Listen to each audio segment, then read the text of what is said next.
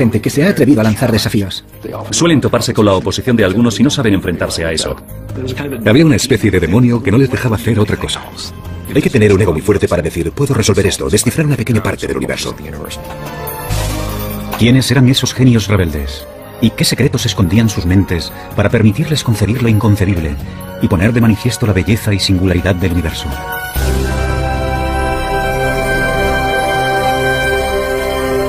Mentes brillantes. Los secretos del cosmos. En la Europa del siglo XVI existe una certeza que las generaciones posteriores no podrán más que envidiar. Todo el mundo sabe que la Tierra es el centro del universo. Pero esa visión tan alentadora de nuestro mundo se está empezando a resquebrajar. Y uno de los principales causantes de ello es el autoproclamado genio Galileo Galilei. Galileo era un hombre engreído que tenía su carácter. Esa clase de persona que tiene amigos muy íntimos y muchos enemigos.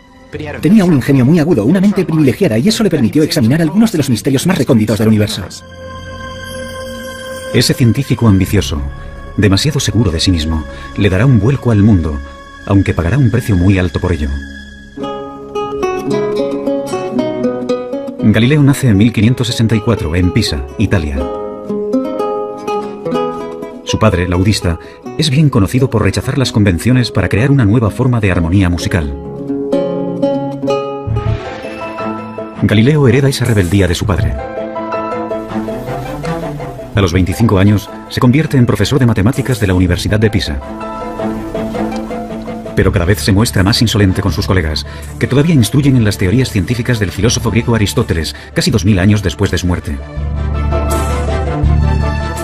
No olvidemos el hecho de que antes de Galileo no había ciencia tal y como nosotros la conocemos. De acuerdo con la filosofía aristotélica, por ejemplo, los cuerpos en movimiento se detenían no por la fricción, sino porque se habían cansado, y caían al suelo no por la gravedad, sino porque anhelaban estar unidos a la Tierra. Galileo encuentra absurdos tales ejemplos. Esos grandes personajes que se proponen descubrir la verdad y no llegan a encontrarla nunca me ponen enfermo, escribe más tarde. No consiguen encontrarla porque siempre miran en el lugar equivocado.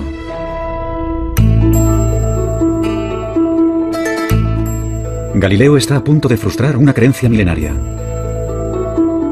La intuición le dice que los cuerpos no se mueven por deseos, sino por leyes matemáticas que subyacen al movimiento. Y da un paso más allá que resulta impensable. Intenta descubrirlas por medio de experimentos, algo que poca gente había hecho antes. Comienza estudiando la caída de los cuerpos. A continuación, el físico Stephen Hawking. Galileo afirma que unas observaciones sencillas, como dejar caer unos pesos desde determinadas alturas, demuestran que las cosas no funcionan como habían dicho los antiguos griegos. Mucha gente debía de haberse dado cuenta de ello, pero habían llevado a cabo observaciones imperfectas. Por primera vez en la historia, Galileo empieza a establecer unas leyes básicas del movimiento, tales como el hecho de que la velocidad viene determinada por el tiempo y la aceleración. Una de las genialidades de Galileo consistió en reducir la aceleración de la gravedad. Se fabricó un plano inclinado para dejar caer por él una bola. De esa manera se podía observar claramente cómo un cuerpo coge velocidad a medida que desciende, así que él introduce el concepto de aceleración. A nosotros nos parece muy obvio y lógico, pero supuso un avance matemático clave, entender el movimiento en esos términos. Por ser el primero en utilizar experimentos, más tarde Albert Einstein lo llamaría el padre de la física moderna. Galileo abrirá el camino que después seguirán Newton y Einstein. La búsqueda de las leyes matemáticas que se esconden tras cualquier movimiento. Pero sus avances son lentos. No se publicarán hasta el final de su vida.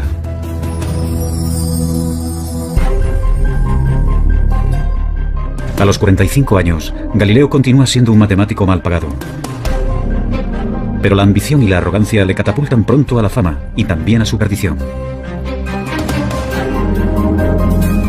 En 1609, Galileo oye hablar de un catalejo, un aparato como de juguete que hace que los objetos distantes parezcan cercanos. Decidido a sacar provecho del invento, aprende rápido a fabricar lentes. En pocas semanas, llega a Venecia con un telescopio que presenta como su propio invento. Impresiona de tal forma a la marina veneciana que sus superiores le doblan el salario. Galileo no se molestó en decirles que aquel instrumento ya se estaba presentando y vendiendo en muchos otros lugares. De hecho, se llevaron una gran desilusión al descubrir que no era un invento exclusivo de Galileo. Pero, bueno, tampoco se le puede reprochar nada, simplemente fue un buen negociante. Para el librepensador que era Galileo, el telescopio también ofrece la posibilidad de plantear cuestiones que otros no se atreven ni a nombrar. 60 años atrás, el astrónomo Copérnico había propuesto la idea radical de que la Tierra gira alrededor del Sol. Pero Copérnico contaba con escasas pruebas para su teoría. Una teoría que contradice pasajes de la Biblia. En la época de la Inquisición, tales especulaciones se consideran herejía.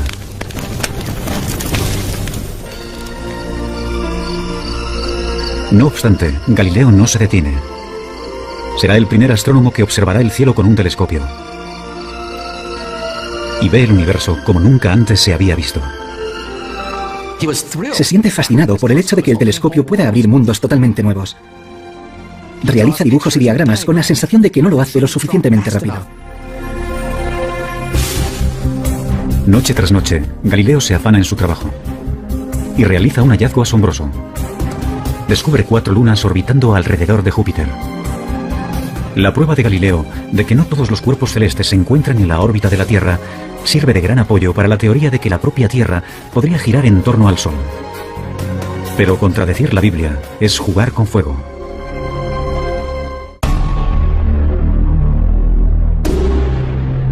Galileo se muestra impaciente ante aquellos que ponen en duda sus nuevas teorías. Él ha visto el universo de una manera nueva, con sus propios ojos. ¿Cómo puedo hacer esto sin que suponga una pérdida de tiempo?, escribe, cuando esos peripatéticos a los que hay que convencer se muestran incapaces de seguir el más simple y fácil de los argumentos. Galileo utilizaba su ingenio mordaz para atacar a la gente, y eso no le proporcionó muchos amigos.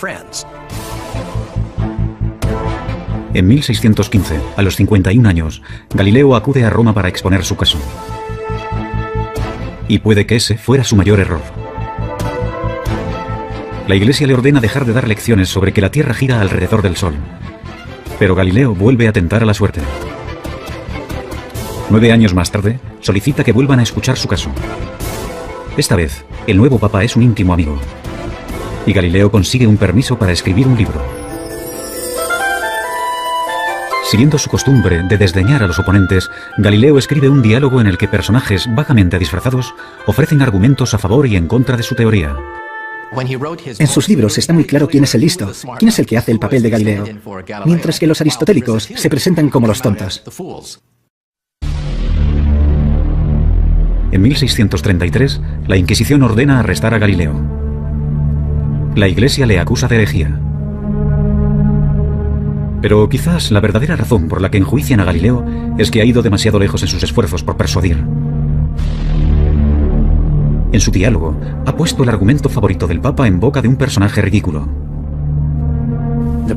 Gente cercana al Papa le advirtió de que en su libro Galileo había intentado que pareciera un estúpido. Y perseguir sistemáticamente a Galileo y mantenerle en arresto domiciliario para el resto de su vida fue una decisión personal del mismo Papa. En realidad no fue idea de la Iglesia, fue una decisión personal del Papa por una profunda ira hacia un amigo. Galileo espera un simple acuerdo. En lugar de eso, le amenazan con torturarlo. Rendido ante lo inevitable, se arrodilla y se retracta.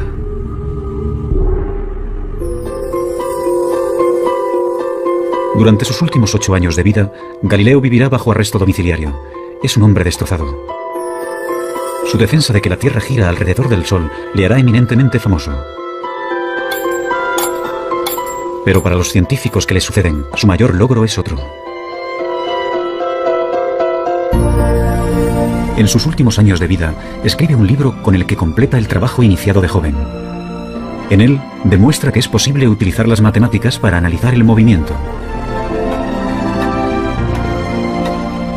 Irónicamente, el año en que fallece Galileo, a 1300 kilómetros de distancia, nace un niño que completará sus ideas. También será uno de los científicos más extraños de todos los tiempos.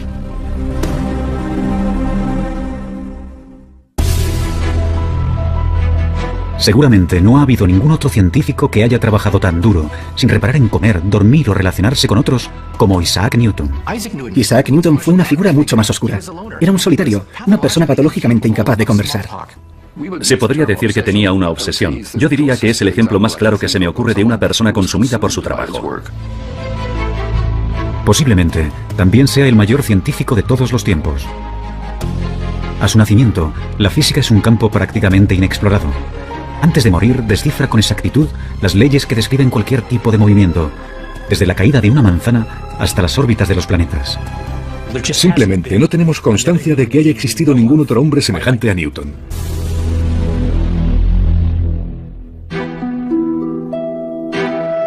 En 1642, Isaac Newton nace en un pueblo remoto de Inglaterra. La suya será una infancia desdichada. Su padre muere antes de su nacimiento, y con tan solo 3 años, su madre lo envía a vivir con una abuela severa y puritana. Cuando su madre se volvió a casar y lo dejó con su abuela, Newton se sintió traicionado y solo. Y yo creo que nunca superó aquello. Más tarde escribirá que, entre sus pecados de la infancia, se incluye amenazar con quemar a su madre y a su padrastro en la casa de estos.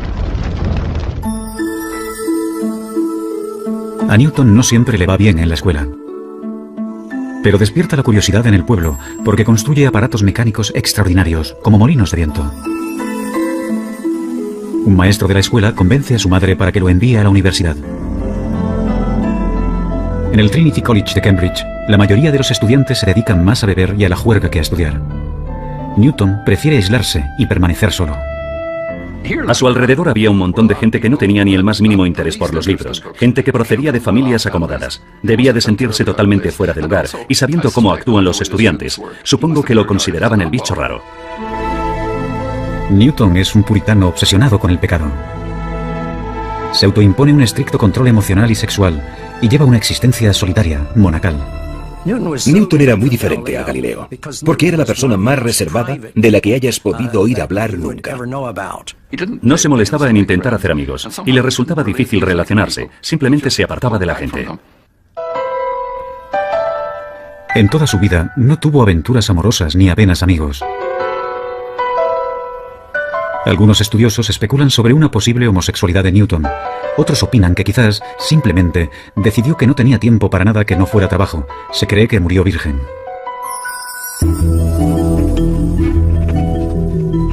En la facultad, Newton dedica toda su pasión a los estudios. Como a Galileo, las matemáticas le fascinan. Adquiere un nivel avanzado en esta ciencia por su cuenta. Y después, comienza a crear unas matemáticas nuevas para analizar el movimiento. Es él quien inventa el cálculo. Newton se siente fascinado por la manera en que el Sol sale y se pone, formando un arco completo. Una de las observaciones más brillantes de Newton fue el hecho de que cuando los cuerpos se mueven, su trayectoria se puede ver poco a poco, gradualmente, con un desplazamiento minúsculo de manera progresiva. Y cuando haces confluir este movimiento, obtienes espirales preciosas, obtienes elipses, círculos. Y no olvidemos que, al escribir sus notas, Isaac Newton estaba creando el cálculo al mismo ritmo al que lo aprenden los estudiantes universitarios de primer año.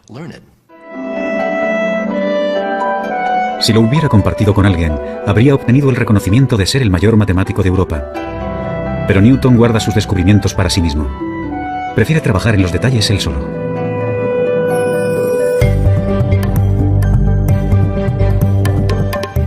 Algunos años después, a los 24 años, Newton está viviendo en casa de su madre. En ella tendrá la inspiración que revolucionará totalmente la física. Desvelará el misterio del movimiento de los planetas. Isaac Newton veía el mundo de manera gráfica, geométrica. Y un día, mientras paseaba por la finca, vio caer una manzana. A continuación, alzó la vista y vio la luna. En ese momento se planteó la pregunta clave, la pregunta que resolvería el misterio de la esfera celeste. Si una manzana cae, ¿también cae la luna? Y entonces tuvo una de sus mayores inspiraciones.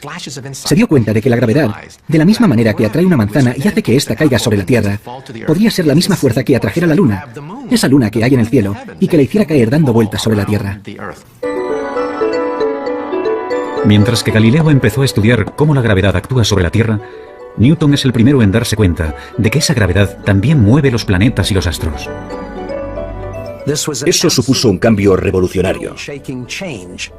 Básicamente, Newton demostró que las leyes que rigen los cielos son las mismas que las de aquí abajo en la Tierra.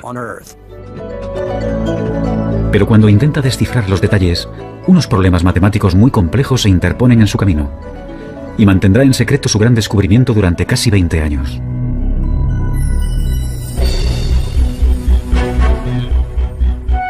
Pronto Newton se convierte en profesor de matemáticas en la Universidad de Cambridge. Sus responsabilidades docentes son reducidas y pasa las 24 horas del día investigando en el campo de las matemáticas y la física. Sus colegas no tardan en reparar en su genialidad, así como en su extraña y esquiva naturaleza. En 1672, gracias al invento de un nuevo telescopio, Newton es admitido en la Royal Society, la asociación inglesa de los científicos más destacados. Halagado, permite que publiquen un artículo brillante sobre óptica. No obstante, cuando el gran físico Robert Hooke, equivocado, pone en duda su teoría, Newton entra en cólera y amenaza con abandonar la asociación. Su reacción ante las críticas es casi siempre explicar cuidadosamente por qué lo que acaba de decir la otra persona es una completa estupidez. Tenía una personalidad extremadamente frágil.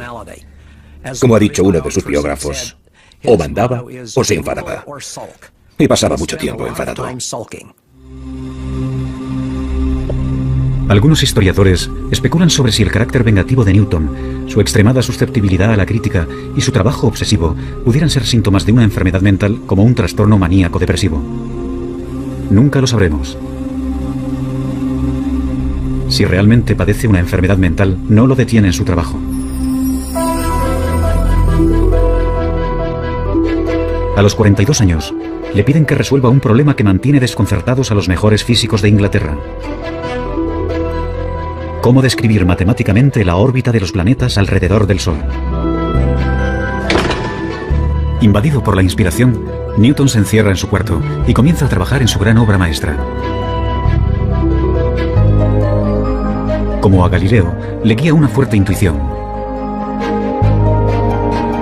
Ahora se dispone a descifrar matemáticamente las leyes de la gravedad, una tarea que había iniciado en años anteriores. Durante casi 2 años, no se comunica apenas con nadie. El único ejercicio que realiza es pasearse por la habitación. Dormía muy poco y se pasaba 18, 20 horas al día trabajando. Se saltaba las comidas. Solo escribía. Tenía el poder de sentarse en la silla y no distraerse, concentrarse, obsesionarse con un problema durante años, sin parar, hasta que lo resolvía.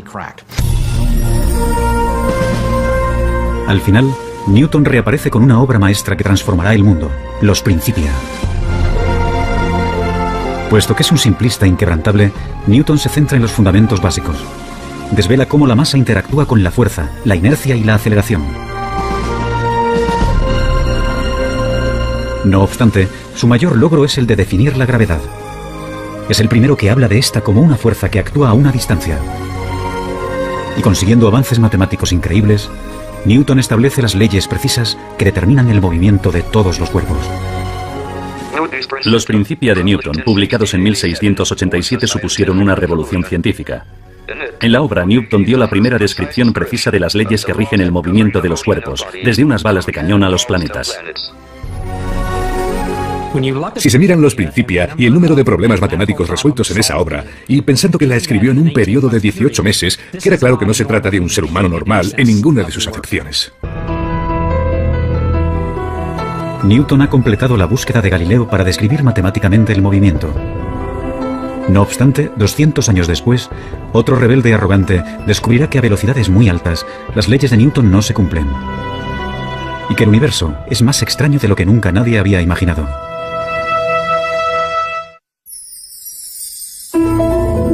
A los 16 años, Albert Einstein se plantea una pregunta muy simple. ¿Qué pasaría si corriera a la velocidad de una onda de luz? ¿La luz parecería estar quieta? Cuando vuelve a centrar su atención en esa imagen, menos de 10 años después, revoluciona nuestra concepción del espacio-tiempo. Le encantaba imaginar mundos que no existían. Y ese era su poder, ser capaz de ver físicamente en una imagen cosas que los demás no podían ver. El hombre que hace esos avances tan importantes es un catedrático distraído, un gran enamorado de la humanidad de ojos brillantes. pero también es egoísta. Ha tenido 2 fracasos matrimoniales y confiesa de sí mismo ser un desastre en la esfera emocional. Albert Einstein nace en 1879, en el sur de Alemania, en el seno de una familia judía de clase media. De niño, es callado e introvertido. Sus padres empezaron a pensar que quizás era retrasado, porque tardó mucho en empezar a hablar. Pero simplemente, según parece, estaba muy ocupado pensando. De pequeño, le fascinan los rompecabezas y los juegos, y muestra una perseverancia notable. A los 9 años, construye una torre de cartas de 14 pisos de altura. Dicen que de niño estaba siempre al helado, así que los demás niños se burlaban de él. Vivía aislado en el mundo de los libros, en el mundo de las ideas. En 1896, con 17 años, Einstein es admitido en la ETH, una universidad politécnica de Suiza, pionera en investigaciones en todo el mundo. Como Galileo, es ingenioso y perspicaz, tiene sentido del humor y también es un rebelde. Einstein ha decidido convertirse en un físico teórico, pero siente que encuentra obstáculos en su camino. Su profesor de física, el señor Weber, no está interesado en las últimas teorías más vanguardistas sobre la luz y la electricidad. Aprueba los exámenes con los apuntes que le deja un amigo y se gradúa con unas notas muy normales. Su comportamiento no ha pasado desapercibido. Solicita algunos puestos de trabajo en universidades y todos se le deniegan. Una vez acabados sus estudios universitarios, Einstein se convirtió en un fracasado en todas las acepciones de la palabra. Su profesor, Weber, profesaba una gran antipatía por el joven Einstein. Le escribió cartas de recomendación que ahora sabemos socavaban sus oportunidades de conseguir cualquier tipo de puesto académico. Incluso antes de comenzar a trabajar de físico, su carrera como tal ya estaba acabada. Dos años después de abandonar la universidad, Einstein encuentra por fin un trabajo como empleado en una oficina suiza de patentes. El puesto no tiene nada que ver con la física teórica, pero ese trabajo, aparentemente sin porvenir, será su salvación. En Berna se establece como oficinista y a los 23 años de edad lleva una vida burguesa. Contrae matrimonio con Mileva Maric, una compañera de la universidad. Afortunadamente, el trabajo no exige demasiado esfuerzo y le permite dedicar tiempo a analizar cuestiones vanguardistas sobre física, tales como la naturaleza de la luz. Otros ya habrían tirado la toalla y habrían abandonado la idea de una carrera como físicos. Parece como si se tratara de alguien que estaba poseído por un demonio intelectual que no le permitía hacer otra cosa. Ahora Einstein vuelve a pensar en aquella sencilla imagen que le vino a la mente por primera vez en el instituto. ¿Qué pasaría si corriera a la velocidad de una onda de luz? Tanto Isaac Newton como Einstein tenían esa asombrosa habilidad para crear imágenes sencillas que hasta un niño podría entender y extraer de ello imágenes que cambiarían nuestra visión del universo. Según Newton, la velocidad de un rayo de luz debería mostrarse más lenta que alguien corriendo a su lado. No obstante, la luz no parece obedecer a las leyes de Newton. Einstein dice que un rayo de luz se aparta de ti a la velocidad de la luz. Por mucho que corras, nunca lograrás alcanzarlo. Por mucho que aceleres, aunque pises a fondo, el rayo de luz seguirá apartándose de ti a la misma velocidad. ¿Cómo es posible que no se pueda alcanzar un rayo de luz? Ahora, como Galileo y Newton antes que él, Einstein cuestiona implacablemente supuestos que nadie más se atreve a discutir. Si la velocidad de la luz nunca cambia, entonces tiene que haber algo más. Ya lo tenía. El tiempo es relativo, depende de la velocidad a la que te mueves. Y esa idea supuso una auténtica revolución. Einstein ha descubierto que las leyes de Newton solo se cumplen si se aplican a ámbitos de la experiencia cotidiana. Cuando los cuerpos viajan a una velocidad cercana a la de la luz, el sentido común ya no funciona. Las distancias se alargan y el reloj avanza más lentamente. Newton, perdóname, escribe Einstein más tarde. Con tan solo 26 años, desmonta las leyes del movimiento de Newton con su teoría de la relatividad. Con preguntas como las que haría un niño e imágenes sencillas, Einstein cambió la visión del mundo.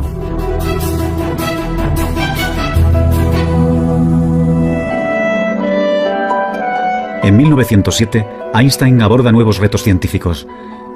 Pero unas cartas recién publicadas revelan un lado personal poco conocido. Mientras trabaja en su gran obra maestra, se encierra en sí mismo y sus más allegados sufren.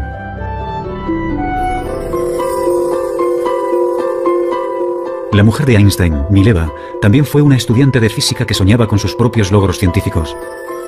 Pero ahora, mientras que Einstein da clases y colabora con otros científicos, Mileva apenas lo ve. Teme estar perdiendo tanto a su marido como su sueño. Entonces, en 1914, Mileva descubre que tiene una adversaria en el ámbito sentimental, Elsa Lovenhall, prima de su marido. El matrimonio de Einstein está roto. Me encantaría tomarme una cerveza con Einstein, pero no le presentaría a mi hermana. Es como si las normas no le afectaran necesariamente. Einstein se casará con Elsa, que está dispuesta a cuidar de la casa con menos expectativas. El científico ha renunciado al amor en el matrimonio. La ciencia está por encima de todo. A los 35 años de edad, Einstein está persiguiendo un objetivo que muchos físicos creen imposible. Su intuición le dice que debe de haber una teoría general de la relatividad, que también explique la fuerza de la gravedad. Como Newton, Einstein está obsesionado.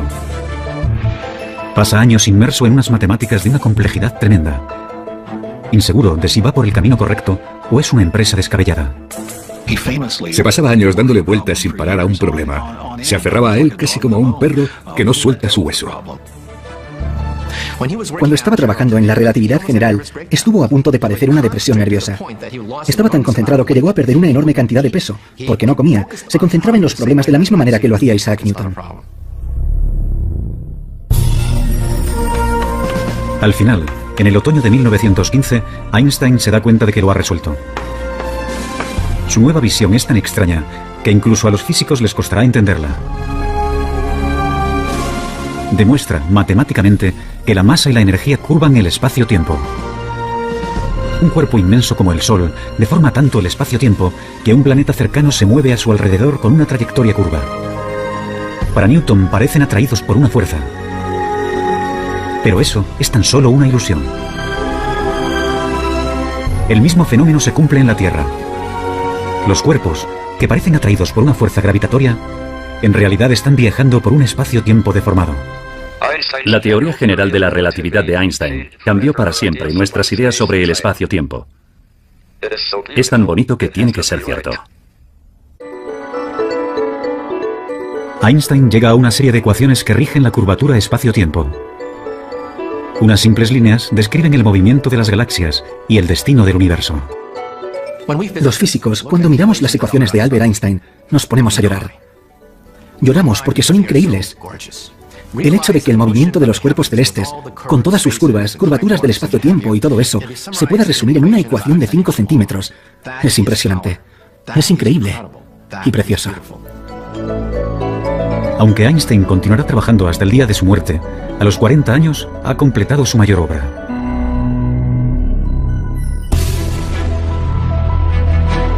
Galileo aplicó las matemáticas al movimiento. Newton perfeccionó esas leyes en el ámbito de la experiencia cotidiana. Pero la búsqueda de Einstein de una teoría más compleja reveló leyes que rigen todo el universo. Actualmente, otro rebelde brillante está intentando encontrar una teoría aún más amplia, una teoría que lo incluya todo.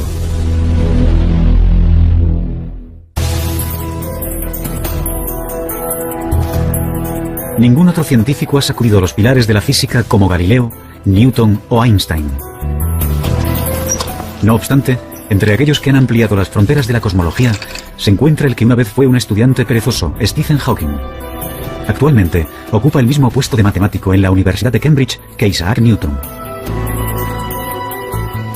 Nací 300 años después de la muerte de Galileo. Tengo el mismo puesto en Cambridge que tuvo Newton. Y trabajo en la teoría general de la relatividad de Einstein. De los tres, con el que más me identifico es con Galileo. Él se guió por su intuición y fue todo un rebelde.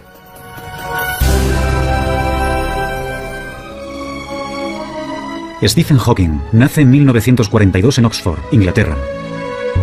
Como Galileo, Newton y Einstein, de niño se siente fascinado por cómo funcionan las cosas. No obstante, en la Universidad de Oxford, Hawking prácticamente no estudia nada. Confía en su extraordinaria facilidad con las matemáticas para ir aprobando. Hawking pasa la mayor parte del tiempo saliendo con amigos y con su equipo de remo.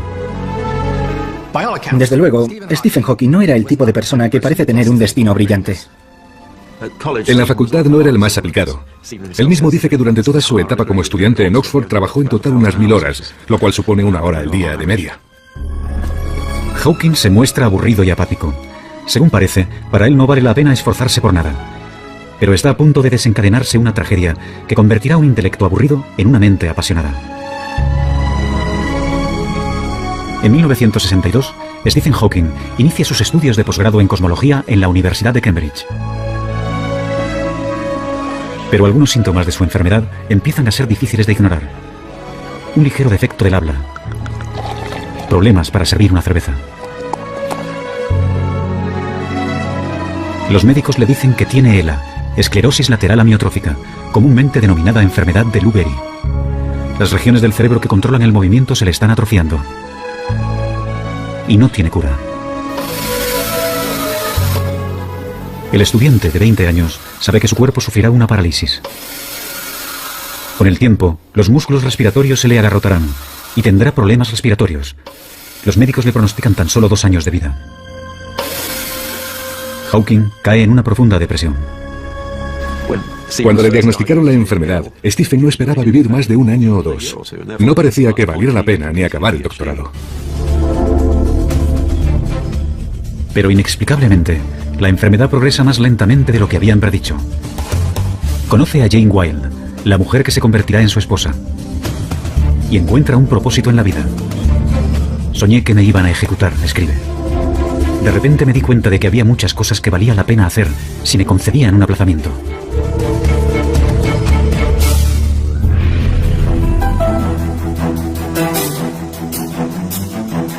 Hawking empieza a trabajar duro por primera vez en su vida.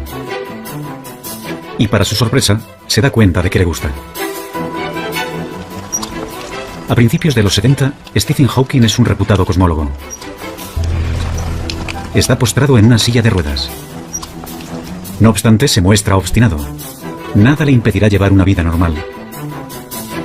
Tiene hijos y trabaja intensamente. Y está a punto de realizar un gran descubrimiento que desarrollará la teoría de Einstein en una dirección inesperada.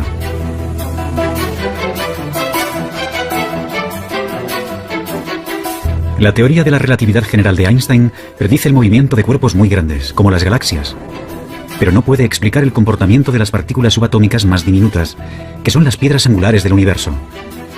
Su movimiento solo lo predice otra teoría, llamada mecánica cuántica. Y para la frustración de Einstein y de cualquier físico, esas dos teorías parecen totalmente incompatibles. Pero Hawking tiene la fuerza suficiente para abordar lo imposible. Cuando Stephen Hawking estaba realizando su trabajo pionero, había 2 bandos opuestos que se odiaban. Nunca hablaban entre ellos. Por una parte estaba el bando de los conservadores más acérrimos, los que mantienen la llama de Albert Einstein ardiendo con fuerza. En el otro bando estaban los teóricos cuánticos. Estos se ocupaban del mundo de las partículas subatómicas, centenares, miles de ellas. Utilizaban unas matemáticas diferentes, un lenguaje diferente, tenían una visión distinta de la física. Y llega Stephen Hawking diciendo que va a intentar aunar los 2 bandos. Nadie había planteado algo así hasta entonces. Hawking se pregunta, ¿qué pasaría si miráramos un agujero negro, un cuerpo inmenso, pero nos fijáramos en sus partículas más diminutas? Hawking, como Einstein, es extremadamente perspicaz.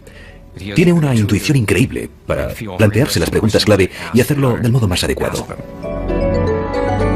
Los agujeros negros constituyen la predicción más extraña y radical de la teoría de la gravedad de Einstein.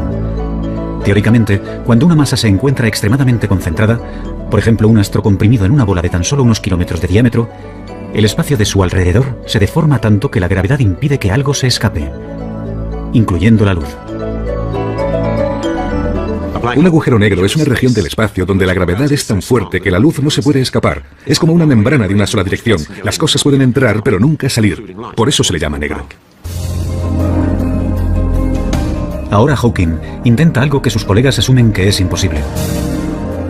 Utiliza las ecuaciones de la teoría cuántica para analizar lo que les pasa a las partículas atrapadas por la gravedad en los márgenes de los agujeros negros. Para entonces ya no puede escribir. Si fuera un científico de laboratorio, su carrera ya habría acabado hace tiempo. Pero Hawking apenas ha utilizado siquiera un telescopio. Y para la teoría, lo único que necesita es su cerebro. Como Newton y Einstein, Hawking tiene un gran poder de concentración. Revisa una y otra vez en su cabeza largas y enrevesadas ecuaciones, comprobando y revisando constantemente sus cálculos. Tiende a pensar a través de imágenes y suele comenzar con alguna idea que cree acertada. Así que parte de ella. Tiene que confiar en conocimientos clave y saltos lógicos para compensar el hecho de que no puede comprobar línea por línea. Tiene un empuje tremendo, una tremenda determinación para llegar al fondo de las cosas. Los resultados que obtiene dejan a Hawking estupefacto. Los agujeros negros no están completamente aislados del resto del universo, tal y como se pensaba hasta entonces. Sus márgenes emiten unas diminutas partículas, ahora denominadas radiación de Hawking. Los argumentos son tan convincentes que ahora todo el mundo está de acuerdo en que los agujeros negros tienen que emitir radiación de Hawking. La radiación lleva consigo energía y masa, de manera que el agujero negro se va desvaneciendo poco a poco hasta desaparecer. Hawking ha demostrado que, como el agua en ebullición, los agujeros negros se van evaporando lentamente. Y no menos importante es su descubrimiento de que hay un caso en particular en el que la relatividad general y la teoría cuántica se pueden combinar con éxito. Mi descubrimiento de que los agujeros negros no son completamente negros, sino que brillan como los cuerpos incandescentes, fue el primer ejemplo que depende tanto de teorías a gran escala como de otras de escala más reducida. Cuando se publicaron los resultados fue precioso. Fue una sensación muy agradable. Solo hablar de ellos era como saborear un caramelo en la boca. Encontrar una teoría de todo, una teoría que llegue más al fondo de la cuestión, que unifique las ecuaciones de Einstein con la mecánica cuántica, es ahora el santo grial de la física. Eso explicaría el origen del universo. Y Hawking ha creado nuevas esperanzas de que el rompecabezas definitivo se pueda resolver. El descubrimiento que hace Hawking sobre la radiación de los agujeros negros ha sido una pieza importante del rompecabezas, aunque todavía no sepamos cómo es el definitivo. ¿Quiénes han sido los físicos más grandes de la historia? Unos patitos feos, rebeldes y distraídos, consumidos por una profunda intuición y sin temor a cuestionar los supuestos básicos más aceptados por todos. Hay que tener un ego muy fuerte para decir, no está difícil, puedo resolverlo. Porque lo tienes todo en contra. Nada te garantiza que encontrarás respuestas, que la ciencia funciona. Te estás arriesgando mucho. Su obstinada perseverancia desveló leyes recónditas de la naturaleza. Pero su búsqueda continúa inacabada. Y unas mentes tan brillantes solo aparecen cada cierto tiempo. Pero quién sabe, es posible que el próximo rebelde brillante esté ya entre nosotros.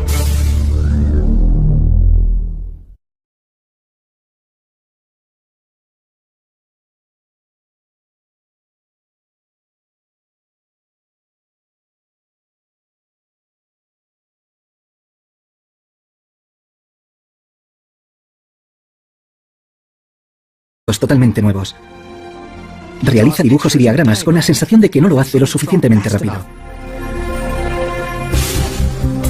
Noche tras noche, Galileo se afana en su trabajo y realiza un hallazgo asombroso.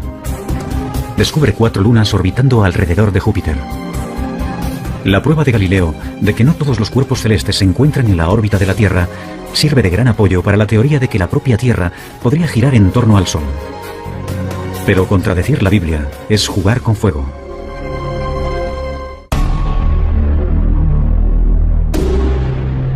Galileo se muestra impaciente ante aquellos que ponen en duda sus nuevas teorías. Él ha visto el universo de una manera nueva, con sus propios ojos. ¿Cómo puedo hacer esto sin que suponga una pérdida de tiempo?, escribe, cuando esos peripatéticos a los que hay que convencer se muestran incapaces de seguir el más simple y fácil de los argumentos. Galileo utilizaba su ingenio mordaz para atacar a la gente, y eso no le proporcionó muchos amigos. En 1615, a los 51 años, Galileo acude a Roma para exponer su caso. Y puede que ese fuera su mayor error. La Iglesia le ordena dejar de dar lecciones sobre que la Tierra gira alrededor del Sol. Pero Galileo vuelve a tentar a la suerte. 9 años más tarde, solicita que vuelvan a escuchar su caso. Esta vez, el nuevo Papa Ejo, un aparato como de juguete que hace que los objetos distantes parezcan cercanos. Decidido a sacar provecho del invento, aprende rápido a fabricar lentes. En pocas semanas, llega a Venecia con un telescopio que presenta como su propio invento. Impresiona de tal forma a la marina veneciana que sus superiores le doblan el salario. Galileo no se molestó en decirles que aquel instrumento ya se estaba presentando y vendiendo en muchos otros lugares. De hecho, se llevaron una gran desilusión al descubrir que no era un invento exclusivo de Galileo. Pero, bueno, tampoco se le puede reprochar nada, simplemente fue un buen negociante. Para el librepensador que era Galileo, el telescopio también ofrece la posibilidad de plantear cuestiones que otros no se atreven ni a nombrar. 60 años atrás, el astrónomo Copérnico había propuesto la idea radical de que la Tierra gira alrededor del Sol. Pero Copérnico contaba con escasas pruebas para su teoría. Una teoría que contradice pasajes de la Biblia. En la época de la Inquisición, tales especulaciones se consideran herejía.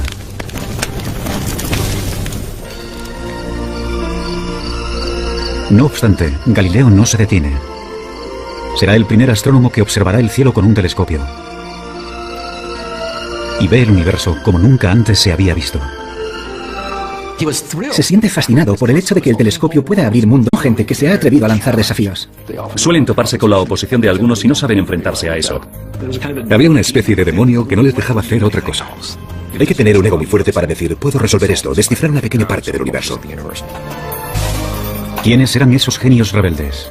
¿Y qué secretos escondían sus mentes para permitirles concebir lo inconcebible y poner de manifiesto la belleza y singularidad del universo?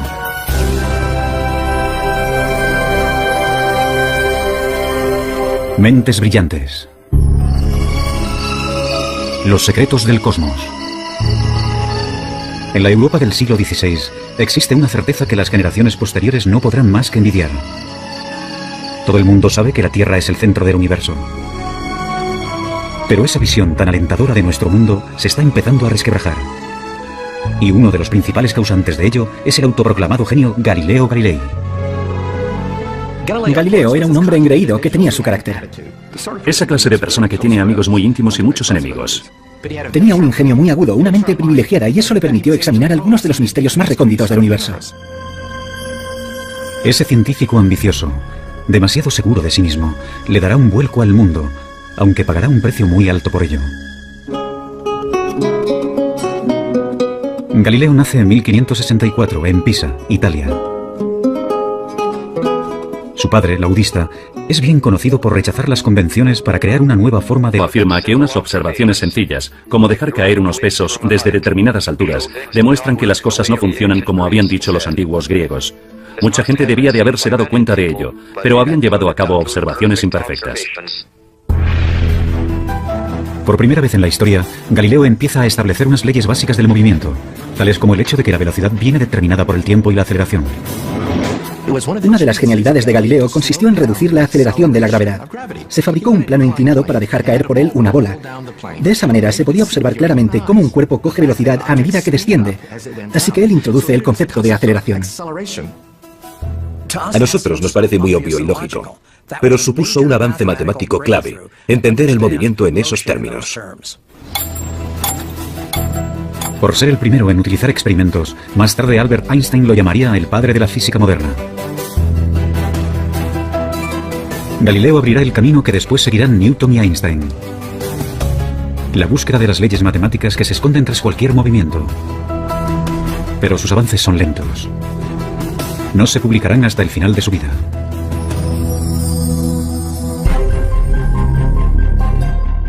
A los 45 años, Galileo continúa siendo un matemático mal pagado. Pero la ambición y la arrogancia le catapultan pronto a la fama y también a su perdición.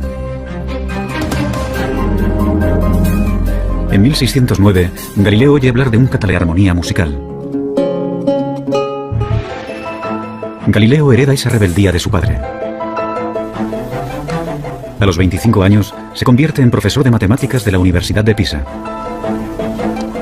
Pero cada vez se muestra más insolente con sus colegas, que todavía instruyen en las teorías científicas del filósofo griego Aristóteles, casi 2000 años después de su muerte. No olvidemos el hecho de que antes de Galileo no había ciencia tal y como nosotros la conocemos. De acuerdo con la filosofía aristotélica, por ejemplo, los cuerpos en movimiento se detenían no por la fricción, sino porque se habían cansado, y caían al suelo no por la gravedad, sino porque anhelaban estar unidos a la Tierra. Galileo encuentra absurdos tales ejemplos.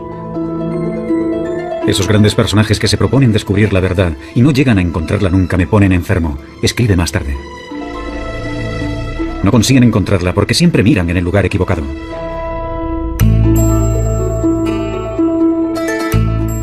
Galileo está a punto de frustrar una creencia milenaria.